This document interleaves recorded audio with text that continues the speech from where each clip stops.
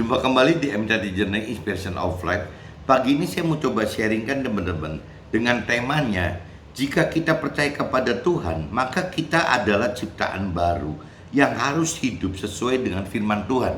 Dari dasar kitab 2 Korintus pasal 5 ayat 1 sampai 10 dan kitab 2 Korintus pasal 5 ayat 11 sampai 21 teman-teman.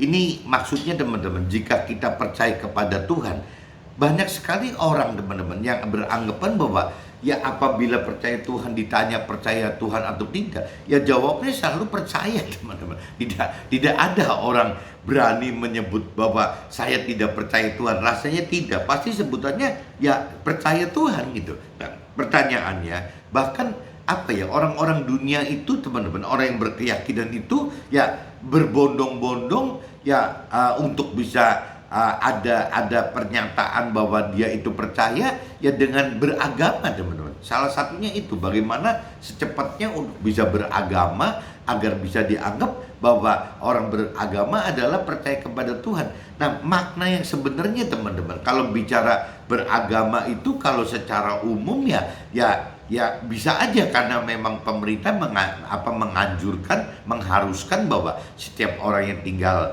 di Indonesia itu harus beragama, makanya semua beragama, di dalam KTP pun beragama. Nah, problem yang selanjutnya teman-teman, apabila kita bicara dari sisi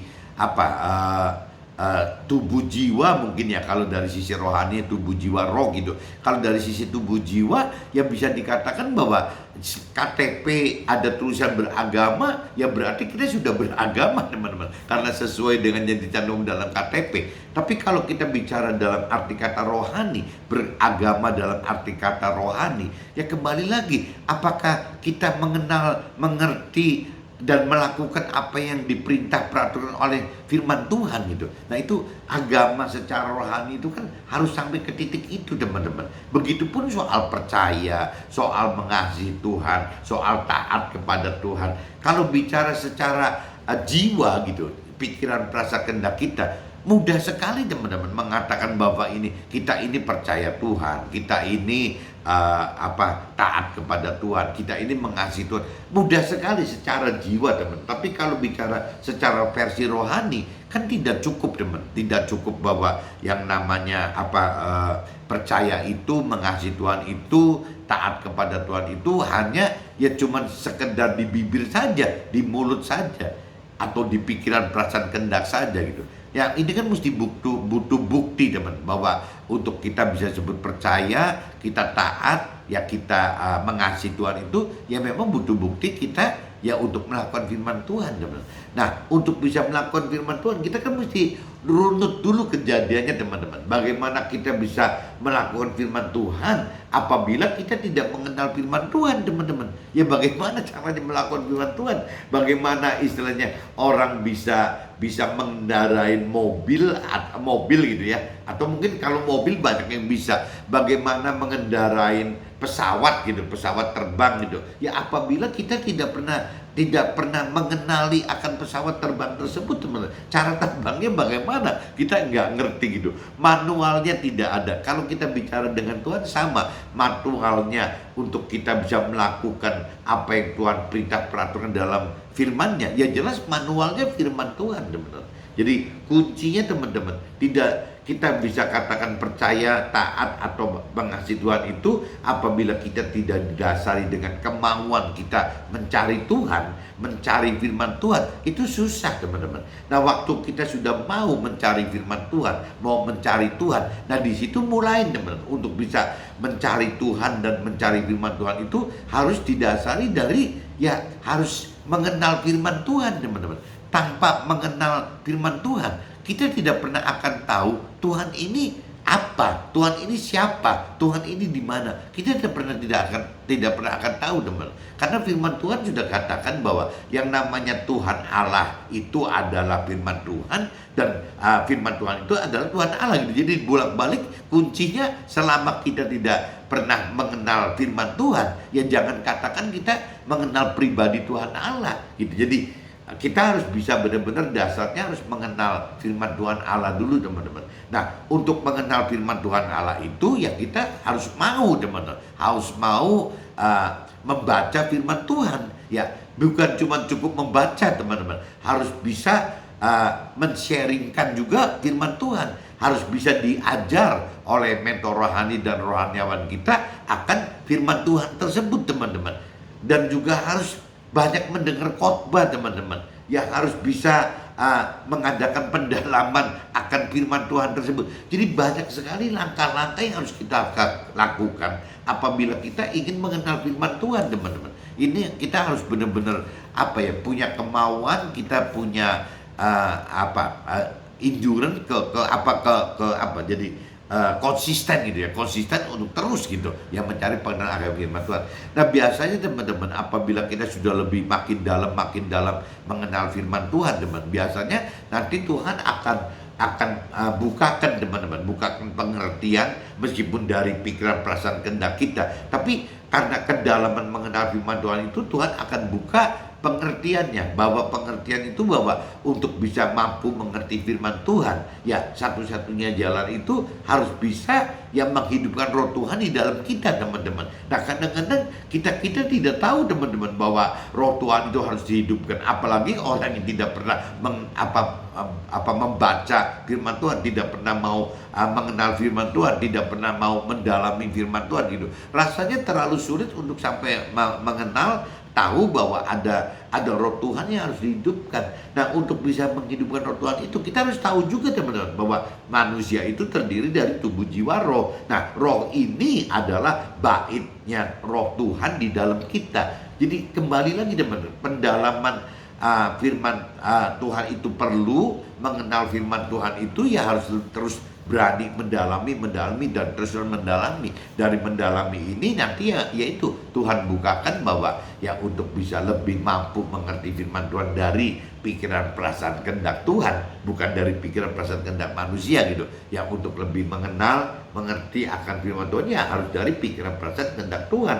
Nah dari jiwa Tuhan. Nah ini satu-satunya jalannya menghidupkan roh Tuhan yang ada di dalam roh kita. Nah ini mulai teman-teman, apabila kita sudah mulai bisa menghidupkan roh Tuhan di dalam kita, pengertian akan firman itu jadi berubah teman-teman. Jadi yang kita baca firman yang sama dengan dibaca karena pikiran, perasaan, kehendak kita sendiri manusia, dengan firman yang sama dibaca dengan pikiran, perasaan, kehendak Tuhan karena menghidupkan roh Tuhan. Ini maknanya jauh sekali teman-teman. Yang namanya kita mengartikan firman Tuhan dari pikiran, perasaan, kehendak kita tidak jauh-jauh ya, firman itu seperti hukum pada umumnya teman-teman. Seperti kita kalau bikin klausul perjanjian di notaris atau apa gitu, jadi mirip-mirip seperti itu ya. Jadi kalimat itu baku teman-teman, kalau memang merah ya merah gitu teman, nggak bisa berubah yang lain gitu. Tapi kalau kita bicara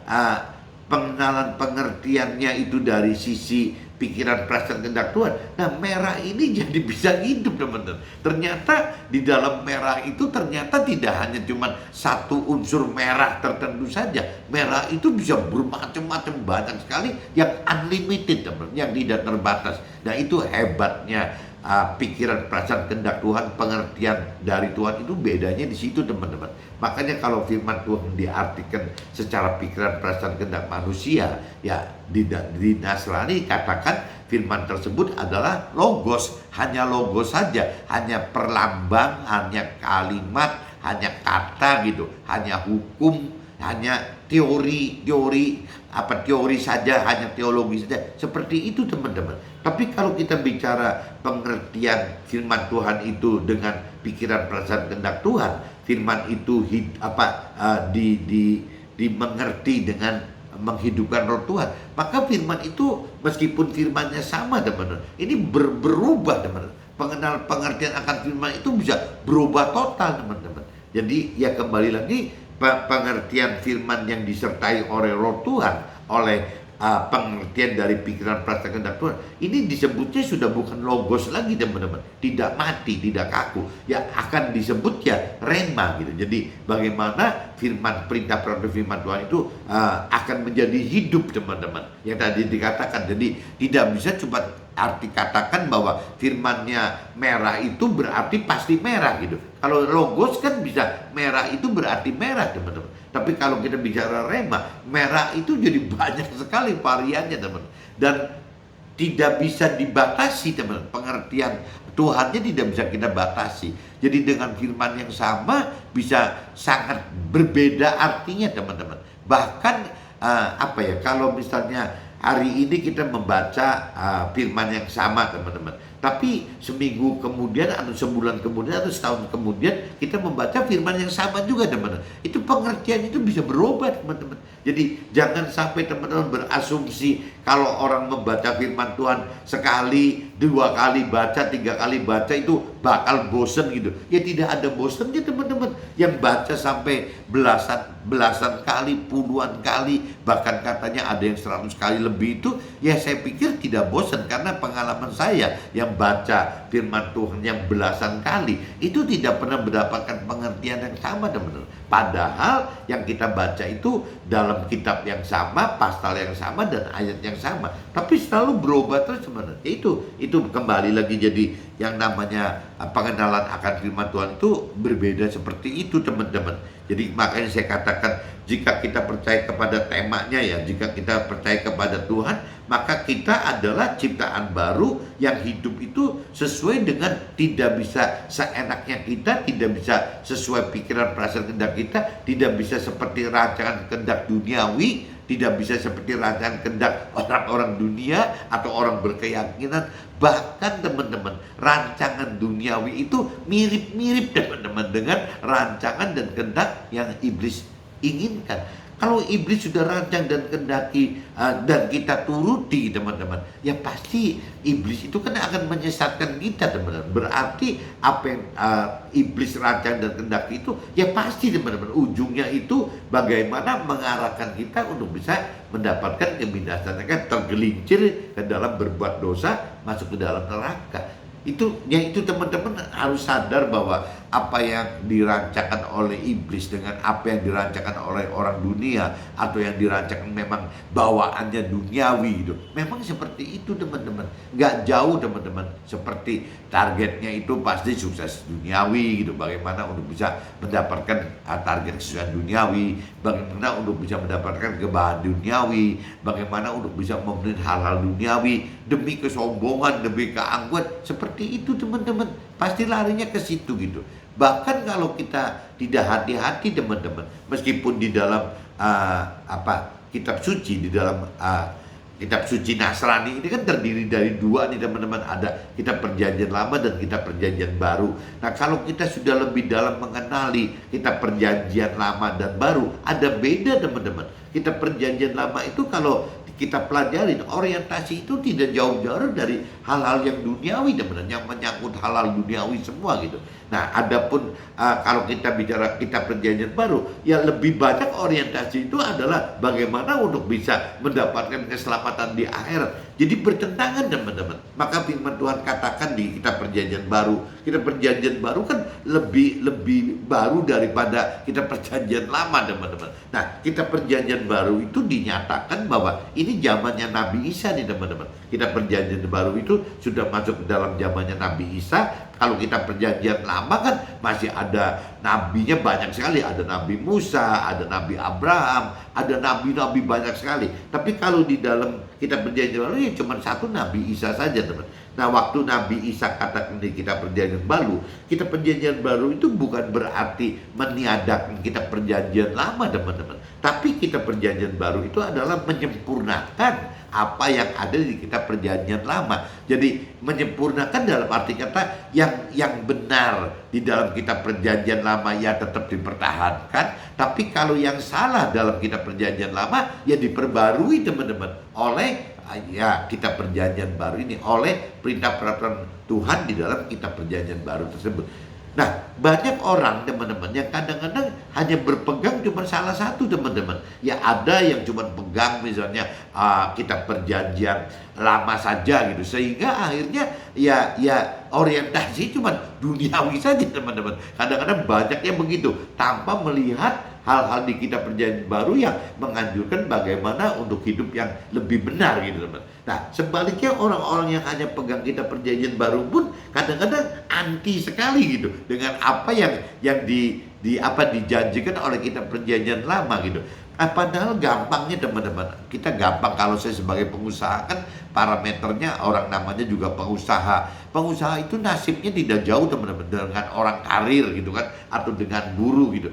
Orientasinya itu nggak jauh-jauh bagaimana income gitu ya, bagaimana mendapatkan income. Cuman bedanya mungkin kalau bagi pengusaha yang disebut income itu adalah keuntungan perusahaan gitu, ya profitnya berapa. Tapi bagi orang karir mungkin ya jasa sebagai orang karirnya kan take home pay-nya gitu, berapa sih yang bisa peroleh gitu. Nah kalau buruh itu ya berarti dari sisi upahnya gitu, dasarnya itu semua kan orientasinya ujung-ujungnya ke materi teman, ke uang gitu. Jadi wajar saja kalau kita yang di dunia sekuler, di marketplace, baik itu aneka pengusaha, aneka orang karir, aneka buruh gitu ya, orientasinya itu pasti ujung-ujungnya ke uang teman. Nah kalau kita bicara ujung-ujungnya ke uang gitu, ini bedanya di kitab perjanjian lama dengan kitab perjanjian baru itu teman-teman. Bukan berarti kalau kitab perjanjian lama itu kan bicara bagaimana janji-janji Tuhan itu lebih berorientasi, ya kita akan mendapatkan, akan menuai gitu ya, hal-hal duniawi ini teman-teman, lebih condong ke situ gitu. Tapi kalau di kitab perjanjian baru kan tidak teman-teman, tidak orientasinya istilahnya duniawi, lebih orientasi ke rohani, bagaimana mendapatkan selamat akhirat.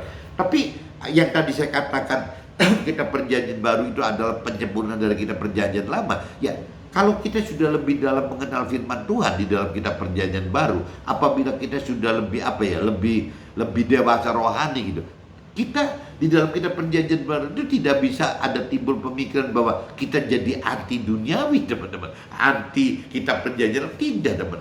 Kita butuh kok, kita butuh yang namanya hal-hal duniawi yang dijanjikan oleh kitab perjanjian lama tadi. Kita butuh teman-teman untuk bisa menuai itu. Cuman bedanya pemanfaatannya aja gitu. Hal duniawi yang kita manfaatkan ini untuk apa gitu.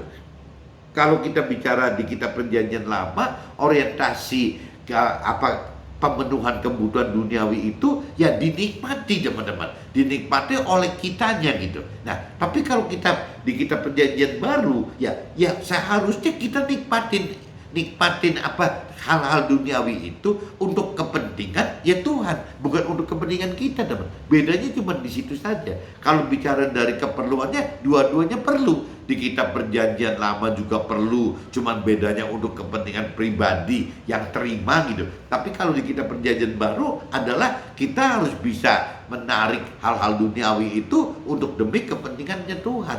Apa sih kepentingan Tuhan gitu? Kepentingan Tuhan itu kalau yang saya pelajarin belasan, nggak tahu kalau misalnya udah baca puluhan kali mungkin berubah lagi kali. Tapi kalau bicara yang saya mengerti sampai hari ini, yang namanya yang Tuhan minta itu bukan untuk Tuhan loh. Yang Tuhan minta itu justru untuk manusia sendiri gitu. Tidak, Tuhan tidak pernah perlu apa-apa. Cuma Tuhan pengen sekali istilahnya manusia itu ya pertama sekali teman-teman, manusia itu harus melakukan firman Tuhan. Ya, kita individu itu, kita pribadi itu harus bisa melakukan firman Tuhan. Tujuan kita melakukan firman Tuhan adalah supaya, yang maksudnya Tuhan itu adalah supaya kita mendapatkan keselamatan di akhirat teman-teman, supaya kita masuk ke dalam surga gitu. Ya, itu kembali ke targetnya Tuhan bagi kita itu adalah bagaimana mendapatkan keselamatan akhirat, bagaimana bisa mendapatkan damai sejahtera di akhirat, bagaimana bisa masuk surga dimasuk surga di dalam akhirat. Itu Tuhan pengennya itu teman-teman. Nah, untuk syarat itu ya kita pribadi, kita individu harus berani melakukan firman Tuhan teman-teman. Ya kalau kembali lagi, kalau kita pengen melakukan firman Tuhan ya harus mengenal dulu, harus mau mencari Tuhan dan firman Tuhan, harus mau mengenal, ya harus lebih dalam mengenal, harus lebih mampu mengerti firman Tuhan, harus mau melakukan firman Tuhan, harus mampu melakukan firman Tuhan. Jadi ujungnya harus begitu teman-teman, harus mau mencari, harus mau mengenal lebih dalam, ya mau mengerti, mampu mengerti, mau melakukan, mampu melakukan, urutannya gitu semua teman-teman. Nah, waktu kita bisa seperti itu, ya kita akan mendapatkan akhirat secara pribadi kita teman-teman. Tapi teman-teman harus tahu ada keinginan Tuhan yang kedua gitu. Buat manusia juga teman-teman, bukan buat Tuhan gitu. Untuk manusia juga. Keinginan Tuhan yang kedua itu bagaimana kita menjadi alatnya Tuhan teman-teman. Ya dalam hal mengajarkan firman Tuhan kepada sesama kita. Tujuannya untuk apa? Untuk bisa sesama kita juga diselamatkan lagi teman-teman.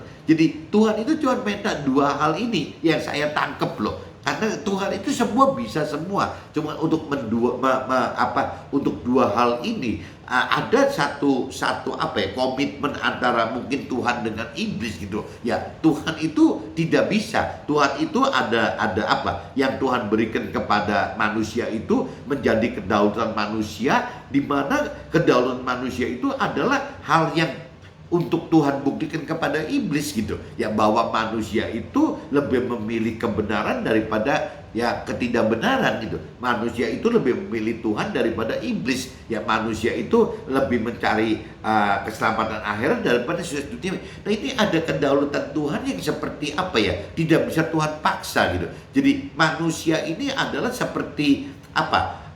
Kayak mainannya Tuhan gitu, kesukaan Tuhan yang bisa menyenangkan Tuhan gitu. Apabila manusia ini dengan hak bebasnya tapi tetap bisa memilih Tuhan gitu, bisa memilih apa yang Tuhan perintah peraturkan gitu. Nah ini yang Tuhan inginkan manusia itu seperti itu teman-teman. Di luar itu Tuhan tidak butuh apa-apa, bisa semua teman-teman. Jadi manusia itu hanya diharapkan oleh Tuhan ya untuk bisa menyenangkan, menyukakan hati Tuhan dengan cara yaitu bagaimana bisa mentaati ya, Tuhan melalui perintah peraturan firman Tuhannya teman-teman. Kalau tanpa ada firman Tuhannya, parameternya jadi tidak ada teman-teman. Parameter bahwa manusia itu bisa taat, nggak taat dengan Tuhan, bisa mengasihi Tuhan atau tidak, bisa percaya Tuhan atau tidak, itu kalau tidak dengan ada persyaratan perintah peraturan firman Tuhan itu rasanya susah teman. Ya hanya jadi akhirnya pikiran perasaan kehendaknya si Tuhan atau perintah peraturan kehendaknya kita aja. Jadi parameternya kembali teman-teman untuk bisa menyukakan dan menyenangkan hati Tuhan itu ya kembali lagi kita bisa nggak gitu semaksimal mungkin untuk bisa melakukan firman Tuhan ya. Cuma jadi dikatakan melakukan firman Tuhan itu ada dua, yang satu cuma sekedar untuk individu kita gitu melakukan firman Tuhan, kita masih sebagai konsumennya, tapi bisa nggak kita juga mengajarkan firman Tuhan teman sebagai produsen itu. Kita mengajar firman Tuhan ya bedanya apa? Tuhan katakan apabila kita melakukan firman Tuhan kita jelas teman-teman akan mendapat selamat akhirat, akan mendapat sejahtera di akhirat, akan masuk ke dalam surga, itu jelas teman-teman. Tapi apabila mengajarkan firman Tuhan itu beda teman-teman ya, ada reward beda gitu. Jadi kita masuk mendapatkan selamat akhiratnya sama, kita mendapatkan damai sejahtera di akhiratnya sama. Nah cuman urusan ini teman-teman, apabila kita mengajarkan firman Tuhan, kita mendapat reward tidak hanya sebagai warga sorga gitu ya, tapi kita menjadi ya masuk ke dalam timnya Tuhan di dalam kerajaan surga teman-teman. Kerajaan Tuhan di surga gitu. Kita masuk ke baik seperti keluarga Tuhan dalam surga. Mungkin kalau saya ibaratin di pemerintahan negara seperti sekarang gitu, ya jangan-jangan kita ini masuk menjadi menteri-menterinya kali teman-teman, menjadi menteri-menterinya ya Tuhan Allah di dalam surga gitu. Ya kita seperti itu teman-teman. Jadi posisi jelas lebih tinggi daripada menjadi ya warga surga biasa saja atau rakyat surga, rakyat jelata surga biasa saja. Bedanya di situ teman-teman. Ini sebelum saya masuk ke draft ini takutnya jadi melantur teman-teman. Saya coba bacakan dulu teman-teman di kitab dasarnya itu dari kitab 2 Korintus pasal 5 ayat 1 sampai 10 dan kitab 2 Korintus pasal 5 ayat 11 sampai 21 teman-teman. Nah ini saya coba bacakan saja teman-teman. Judul di perikop awal teman-teman, jangan tawar hati juga waktu menghadapi maut teman-teman. Itu judulnya itu ya. Karena kami tahu bahwa jika kemah tempat kediaman kita di bumi ini dibongkar, Allah telah menyediakan suatu tempat kediaman di sorga bagi kita, suatu tempat kediaman yang kekal, yang tidak dibuat oleh tangan manusia. Selama kita di dalam kemah ini, kita mengeluh karena kita rindu mengenakan tempat kediaman surgawi di atas tempat kediaman kita yang sekarang ini. Jadi kalau kita sudah lebih mengenal akan perintah dan peraturan firman Tuhan, kita akan tahu teman-teman bahwa kita ini bukan tempat tinggal kita yang tetap, itu bukan di dunia sekarang ini, tapi tempat tinggal kita yang sudah Tuhan siapkan di surga nanti teman-teman. Itu sebagai tempat tetapnya kita gitu. Selama kita di dalam kemah ini, kita mengeluh karena kita rindu mengenakan tempat kediaman surgawi di atas tempat kediaman kita yang sekarang ini. Sebab dengan demikian kita berpakaian dan tidak kedapatan telanjang. Sebab selama masih diam di dalam kemah ini, kita mengeluh oleh beratnya tekanan, karena kita mau mengenakan pakaian yang baru itu tanpa menanggalkan yang lama, supaya yang fana ini ditelan oleh hidup. Tetapi Allah lah yang justru mempersiapkan kita untuk hal itu, dan yang mengaruniakan roh kepada kita sebagai jaminan segala sesuatu yang telah disediakan bagi kita. Maka oleh karena itu hati kami senantiasa tabah, meskipun kami sadar bahwa selama kami mendiami tubuh ini, kami masih jauh dari Tuhan. Sebab hidup kami ini adalah hidup karena percaya, bukan karena melihat. Jadi kalau kita bicara hidup karena Tuhan itu, ya memang Tuhan itu belum terlihat dan tidak terlihat, teman-teman. Jadi kembali lagi urusannya ada di percaya. Dan percayanya bagaimana, ya kembali lagi parameter percaya nggak percaya itu parameternya dari kita bisa nggak melakukan yang perintah dan peraturan firman Tuhan gitu. Nah, kenapa? Ya karena balik lagi di ayat-ayat awal gitu, yang namanya firman Tuhan Allah adalah Tuhan Allah, ya Tuhan Allah adalah firman Tuhan Allah. Jadi parameter kita teman-teman untuk percaya Tuhan Allah atau tidak bisa lari dari bagaimana kita berani melakukan firman Tuhan Allah, tidak teman-teman. Nah, kembali lagi untuk bisa, kembali tadi saya udah jelaskan, untuk bisa melakukan firman Tuhan Allah itu ya kita harus mengenal firman Tuhan Allah dulu teman-teman. Tanpa mengenal kita tidak bisa. Kita harus mampu mengerti firman Tuhan Allah, baru kita mampu melakukan firman Tuhan Allah gitu. Nah, waktu mengerti dan melakukan firman Tuhan Allah teman-teman, kalau tanpa ada roh Tuhan juga tidak akan kuat teman-teman. Tidak mungkin kita bisa mampu melakukan firman Tuhan Allah. Berarti ya kita harus menghidupkan roh Tuhan di dalam kita untuk kita mampu melakukan firman Tuhan. Nah, firman Tuhan roh Tuhan Allah itu memang Tuhan sudah sediakan bagi setiap kita manusia, karena Tuhan tahu teman-teman, tanpa ada roh Tuhan kita tidak akan mampu mengerti akan firman Tuhan, dan kita tidak akan mampu melakukan firman Tuhan itu. Tetapi hati kami tabah, dan terlebih suka kami beralih dari tubuh ini untuk menetap pada Tuhan. Sebab itu juga kami berusaha, baik kami diam di dalam tubuh ini maupun kami diam di luarnya, supaya kami berkenan kepadanya. Sebab kita semua harus menghadap tahta pengadilan si Nabi Isa yang sesuai dengan firman Tuhan itu teman-teman. Karena kalau cerita di Nasrani itu teman-teman, ya penghakiman atau penghukuman di dalam akhirat itu kan ujungnya kan dinilai dari seberapa banyak kita melakukan firman Tuhan, seberapa banyak kita tidak melakukan firman Tuhan gitu. Kalau kita melakukan firman Tuhan berarti ya kita menjadi orang baik gitu. Kalau kita tidak melakukan firman Tuhan, ya berarti kita menjadi orang jahat. Ya konsekuensi orang baik ya akan mendapatkan surga gitu. Konsekuensi orang jahat yang berdosa itu ya akan mendapatkan neraka. Cuma gitu saja teman-teman. Sebab kita semua harus menghadap tahta pengadilan Nabi Isa nantinya, yang melalui melakukan firman Tuhan tersebut gitu, supaya setiap orang memperoleh apa yang patut diterimanya sesuai dengan yang dilakukannya dalam hidupnya, baik ataupun jahat. Ya tadi, baik itu berarti melakukan firman Tuhan, ya jahat itu berarti tidak melakukan firman Tuhan gitu. Nah, ini saya sudah bacakan di kitab 2 Korintus pasal 5 ayat 1 sampai 10 teman-teman. Nah, saya coba masuk lagi ke dalam kitab 2 Korintus pasal 5 ayat 11 sampai 21 teman-teman. Judul periklopnya adalah pelayanan untuk pendamaian. Judulnya itu. Kami tahu apa artinya takut akan Tuhan, karena itu kami berusaha meyakinkan orang. Bagi Allah hati kami nyata dengan terang, dan aku harap hati kami nyata juga demikian bagi pertimbangan kamu. Dengan ini kami tidak berusaha memuji-muji diri kami sekali lagi kepada kamu, tetapi kami mau memberi kesempatan kepada kamu untuk memegahkan kami, supaya kamu dapat menghadapi orang-orang yang bermegah karena hal-hal lahiriah dan bukan batiniah. Nah, ini berarti kan kalau kita tidak memiliki pengenalan pengertian akan firman Tuhan, ya kita akan selalu bicara ya memegahkannya hal duniawi saja teman-teman, hal-hal lahiriah saja gitu, tidak pernah memegahkan akan hal-hal batinnya, karena balik lagi tidak mengerti akan firman Tuhan gitu.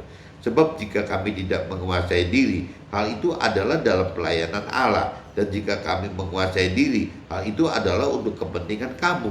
Sebab kasih yang dari Nabi Isa yang menguasai kami, karena kami telah mengerti bahwa jika satu orang sudah mati untuk semua orang, maka mereka semua sudah mati. Ini maksudnya cerita Nabi Isa, teman-teman. Nabi Isa yang diutus Tuhan Allah itu jadi mati untuk kita gitu. Dan Nabi Isa telah mati untuk semua orang, supaya mereka yang hidup tidak lagi hidup untuk dirinya sendiri, tetapi untuk Nabi Isa yang telah mati dan telah dibangkitkan untuk mereka. Nah, jadi Nabi Isa itu kalau di Nasrani dikatakan sulungnya kita, dan sulungnya sebagai pengikut-pengikutnya Nabi Isa itu, orang Nasrani ini disebutnya Nabi Isa itu sulungnya. Jadi kita harus mengikuti apa yang dilakukan oleh Nabi Isa gitu. Sebab itu kami tidak lagi menilai seorang juga pun menurut ukuran manusia. Dan jika kami pernah menilai Nabi Isa menurut ukuran manusia, sekarang kami tidak lagi menilainya demikian. Jadi siapa yang ada di dalam Nabi Isa, ia adalah ciptaan baru, yang lama sudah berlalu, sesungguhnya yang baru sudah datang. Jadi kembali lagi teman-teman, bagi Nasrani itu yang menebus dosa kita gitu, orang-orang Nasrani itu kalau secara Nasrani dikatakannya Nabi Isa, teman. Sebenarnya sih Nabi Isa itu bukan menebus cuma orang-orang Nasrani. Nabi Isa itu adalah menebus semua manusia di dunia ini, teman.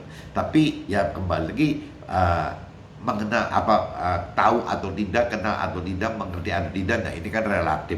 Tapi kalau bagi orang-orang yang Nasrani, ya Nabi Isa itu sudah menebus kita, teman-teman. Jadi sehingga kita bisa masuk ke dalam surga itu ya karena sudah ditebus. Kalau enggak, tidak mungkin manusia itu bisa masuk ke dalam surga, karena perbuatan dosa dari Nabi Adam dan Hawa itu sudah menghalangi kita masuk ke dalam surga, teman-teman. Belum lagi dosa-dosa kita sebelum berbalik bertobat gitu. Karena ada dosa juga. Selama dosa-dosa itu ada, yang tidak mungkin bisa masuk ke dalam surga gitu. Nah, justru Nabi Isa ini yang menebus dosa-dosa tersebut. Kalau dari versi Nasrani seperti itu, teman-teman. Jadi yang menebus dosa Adam dan Hawa, dosa awal kita dan dosa asal kita sebelum kita berbalik dan bertobat, itu adalah Nabi Isa, teman-teman. Nah, setelah kita menerima Nabi Isa, kalau cerita di Nasrani ya, simbolisnya itu dibaptis. Nah, di situ dosa kita dianggap hilang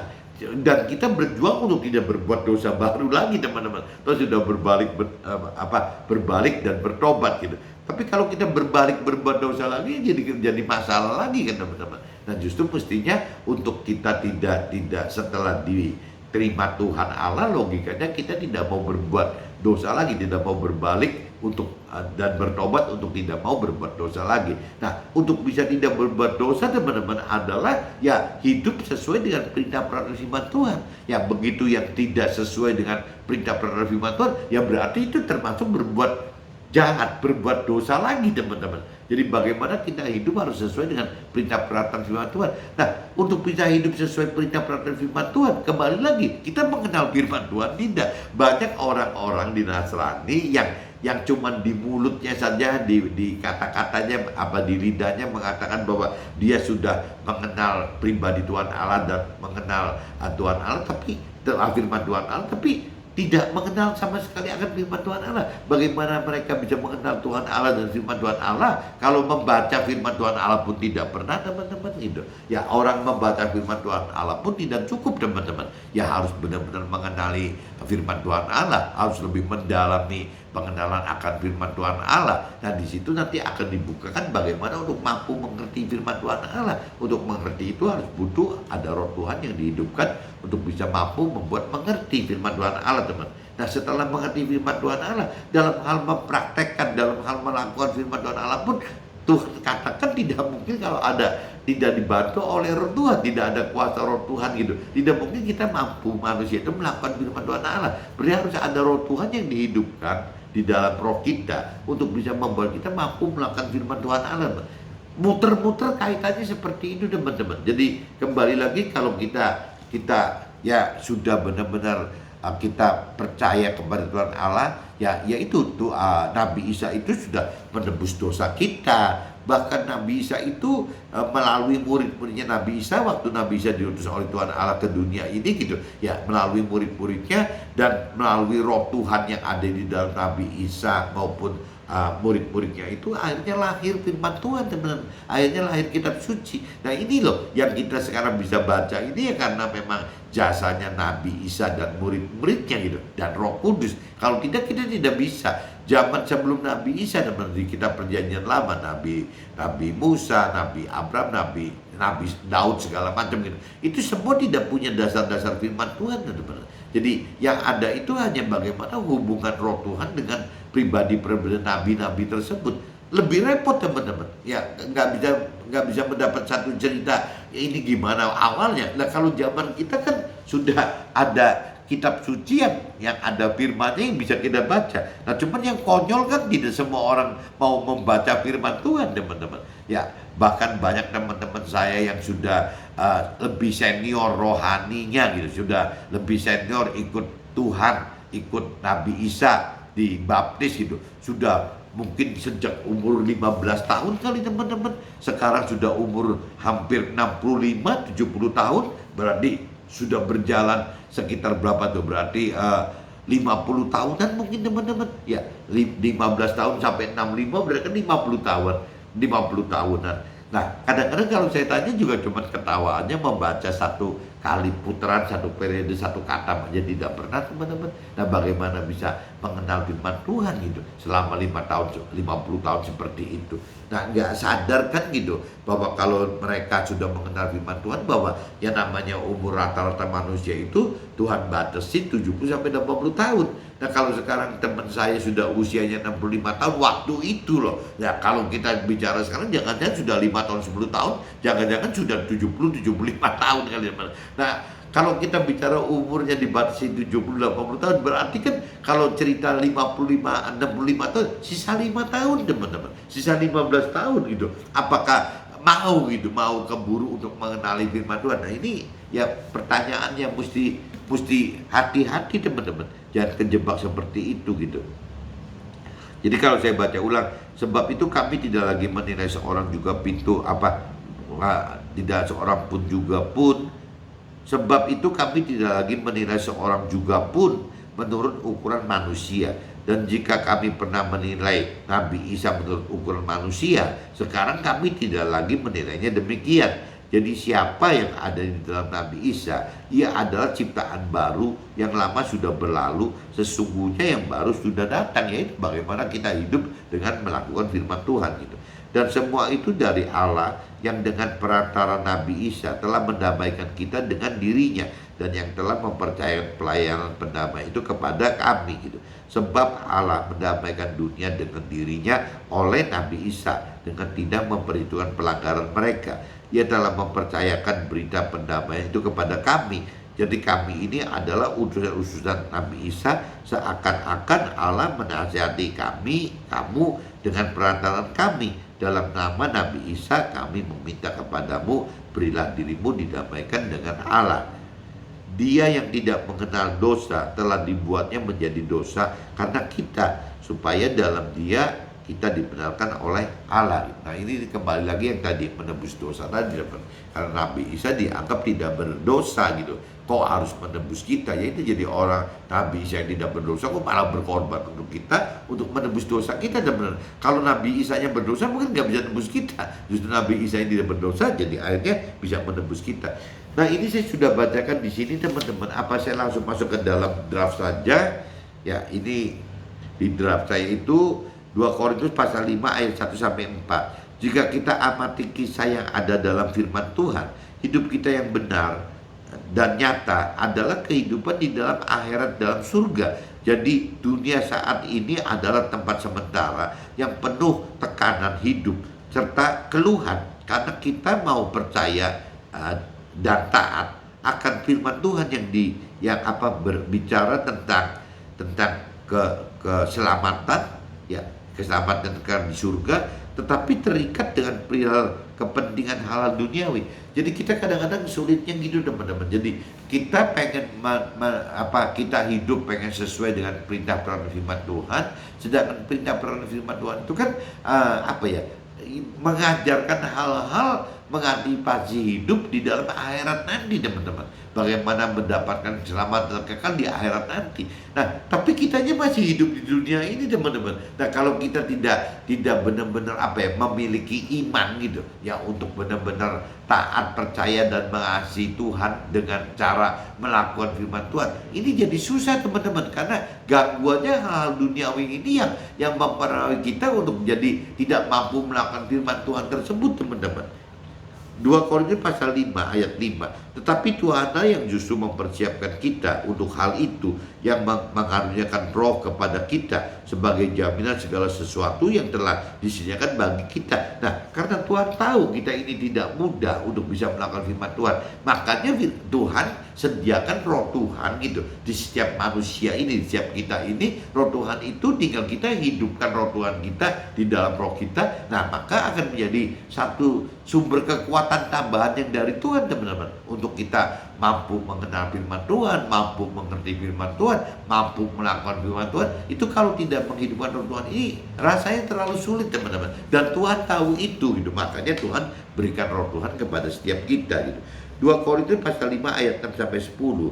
Kita harus tabah dan melakukan firman Tuhan, sebab hidup ini adalah hidup karena percaya, bukan hidup oleh karena melihat. Maka kita butuh iman, di mana iman timbul oleh pengenalan dan pengertian firman Tuhan dan menghidupkan Roh Tuhan dalam keseharian hidup kita.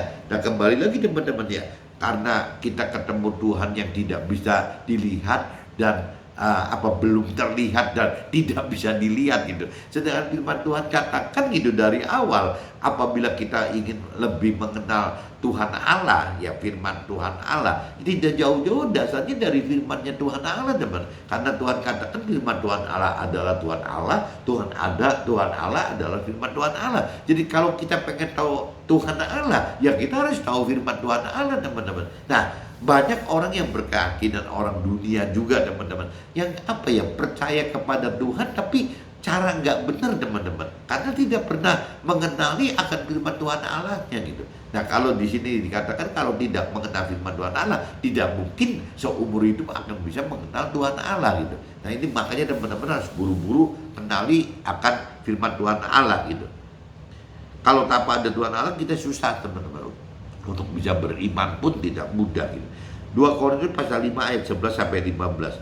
Bagi orang Nasrani sebenarnya arti dari menerima Tuhan melalui prosesi baptis yang tadi simbolis tadi, ya, formalitas tadi terima Tuhan, adalah kematian manusia lama menjadi hidup sebagai manusia baru, mati akan hal duniawi dan hidup oleh hal-hal rohani. Nah, ini arti manusia lama, manusia baru, ciptaan lama, ciptaan baru. Ini cuma beda di sini aja, teman-teman. Kalau kita bicara menjadi manusia baru, ciptaan baru, ya bagaimana kita hidup sudah bukan dengan seenaknya kita dengan pikiran perasaan kehendak kita, tapi kita harus hidup dengan pikiran perasaan kehendak Tuhan. Nah, pikiran perasaan kehendak Tuhan itu ya harus ada di dalam firman Tuhan, teman. Kalau kita tidak mengerti akan firman Tuhan, kita tidak bisa mengerti apa pikiran dan perasaan kehendak Tuhan, gak bisa, teman. Jadi tetap harus lewat firman Tuhan, teman. 2 Korintus pasal 5 ayat 16-17, teman. Manusia baru adalah ciptaan baru, yang lama sudah berlalu dan sesungguhnya yang baru sudah datang.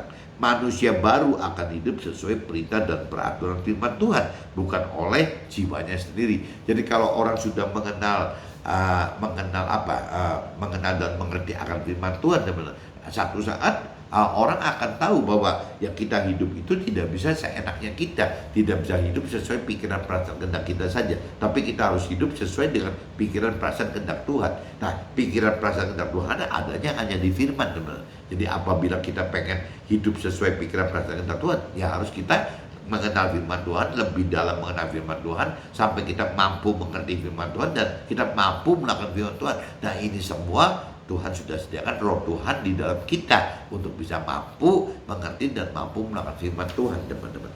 2 Korintus pasal 5 ayat 18 sampai 21. Ya, kita semua yang telah menerima Tuhan melalui baptisan adalah alat Tuhan yang diutus memberitakan firman Tuhan kepada sesama sebagai berita pendamaian bagi semua orang yang untuk dapatkan harapan yang kekal. Nah, yang tadi saya katakan, teman-teman, bahwa ya Tuhan itu tidak pernah minta apa-apa karena Tuhan itu bisa semua sendiri gitu. Kecuali yang tadi dikatakan soal manusia ini gitu. Manusia itu adalah alat untuk bisa yang menyenangkan dan menyukakan Tuhan. Satu-satunya makhluk yang bisa menyenangkan, menyukakan Tuhan itu apa? Apa sih maksudnya gitu? Ya maksudnya karena manusia itu yang satu-satunya manusia yang diberi kedaulatan untuk bisa mempunyai hak bebas gitu, hak apa tidak bisa dipaksakan gitu. Bahkan Tuhan pun tidak mau memaksakan untuk manusia. Misalnya contohnya mencintai Tuhan, mencari Tuhan gitu, percaya Tuhan, itu Tuhan nggak bisa, teman. Jadi Tuhan itu akan buktikan kepada iblis gitu bahwa manusia mana yang benar-benar bisa mencintai Tuhan dan manusia mana yang tidak mencintai Tuhan. Lewat apa? Ya lewat penderitaan waktu melakukan firman Tuhan tersebut, teman. Nabi Ayub juga kan lakukan itu gitu. Ya bagaimana dia mengalami pengalaman hidup gitu yang susah sekali gitu, melakukan firman itu dengan mengalami pergumulan dalam hidupnya, tapi kan Nabi Ayub tetap pada ujungnya kan tetap bertahan untuk pegang Tuhan, teman. Nah, Tuhan juga mau kita seperti itu, teman-teman. Jadi bagaimana kita tetap mau melakukan firman Tuhan ya meskipun kita didera oleh berbagai-bagai permasalahan, berbagai-bagai penderitaan, berbagai macam tekanan, fitnaan, cemoohan dan segala macam gitu. Tapi tetap kita memilih ya tetap hidup dengan melakukan firman Tuhan. Nah, itu satu kebanggaan bagi Tuhan, teman. Hal yang menyenangkan bagi Tuhan itu seperti itu, teman-teman.